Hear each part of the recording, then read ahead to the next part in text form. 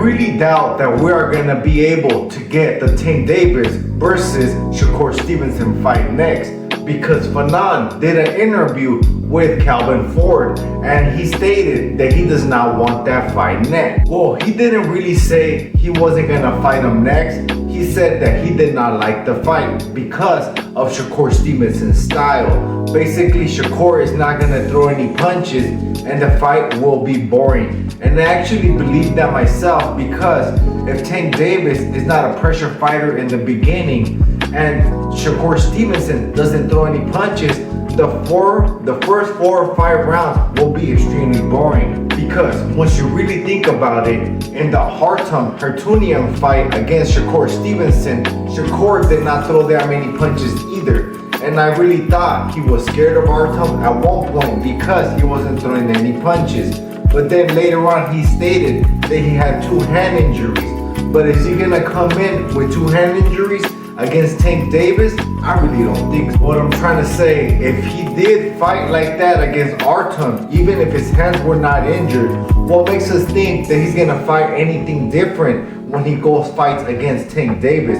Because Tank Davis is a much better fighter than Artem and hits a lot harder than Artem. So he probably will fight even safer than that. And I personally was one of the few guys that said that Shakur Stevenson can actually beat Tank by outboxing him, but not the way that Shakur Stevenson has been fighting lately. I really don't think he has a chance on beating Tank Davis anymore. Well, on the other hand, or should I say other glove, when Shakur fought Artem was not throwing any punches first, so Shakur Stevenson can counterpunch him.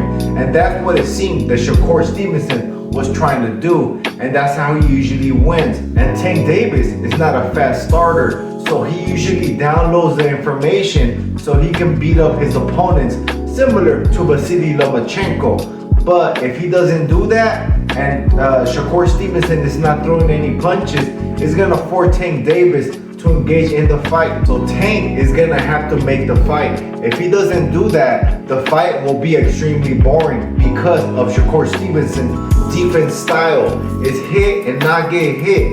It's not get hit and don't hit back. And there are some content creators that speak to Shakur Stevenson and they know him, like Blue Blood and Everything Boxing. And they both said that they just spoke to Shakur, and Shakur said that there was no offer sent to him yet. But by the sound of it, it seems that Coach Calvin Ford doesn't really want this fight to happen, because he kept saying there's gonna be bigger fights, but I really don't think so. And even Fanon said, well, what other bigger fights out there? And he says, well, you might not even think about it right now, but then you're gonna be like, oh yeah, that is a big fight.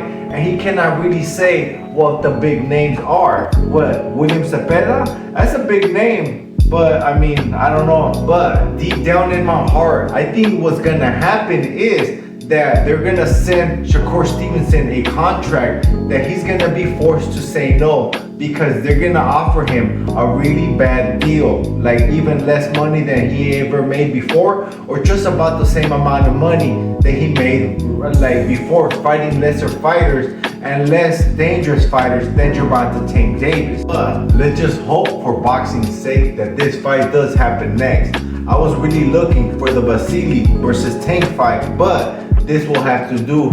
You know what? Nah, this is a much better fight than that. And technically wise, I always believe Tank Davis and Shakur Stevenson both beat Vasily Lomachenko. And I really thought Devin Haney also beat Vasily Lomachenko. So I thought that High Tech was a little bit overrated. But nah, he's still great, but I doubt that he was special. I never thought in a million years that Vasily Lomachenko was a special fighter. But if Tank Davis does stay at 135 pounds, there is no more mega fights for Tank Davis unless he moves up to 140. That's only if he fights Cepeda, Shakur Stevenson, or Vasily Lomachenko. But Vasily just ducked Tank Davis, and that's what it was. That was a duck move.